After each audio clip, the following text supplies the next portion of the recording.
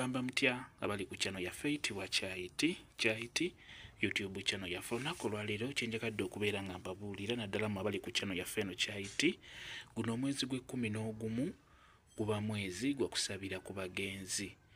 Buli omwezi ogutuuka ogw'11 ekyo mukiteeke nga mbirowoozo byammwe, mugende mukoole ku bijja oba mugende mulime ku bijja.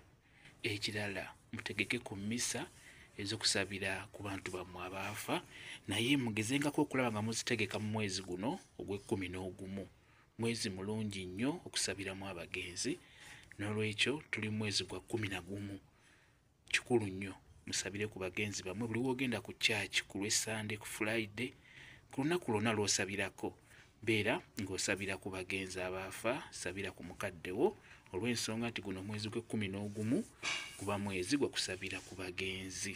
Mukitegeera, mulime ku bijja.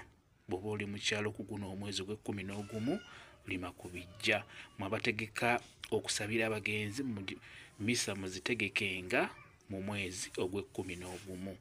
Kyenjagadde okubeera nga mbabuulira. Ekirala, ebijja mubinyirize, mubyere, bwe kiba kisoboka mubisiimuule, mubiremeko emiddo, musimbeeko ebimuli. Mbalaze ekimuli kino kirungi nnyo kisimba ku bijja, okuggyako kano nedda.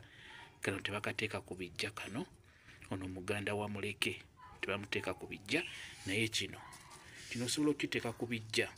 Kitegedde, musimbeeko ebimuli ebirabika obulungi, kijja kubeera ddala kirungi nnyo. Kyenjagadde okubabuulira n'ekyo mubeere nga mukitegeera nti omwezi gw'11 gwonna mu mwaka gwonna guba gwa kusabira bagenzi. Mwebale kubeera ku channel yaffe eyitibwa Kyayiti YouTube channel yaffe. Kyembasaba mugende mu maaso n'ogyegattako, mubeere bulungi, mweraba.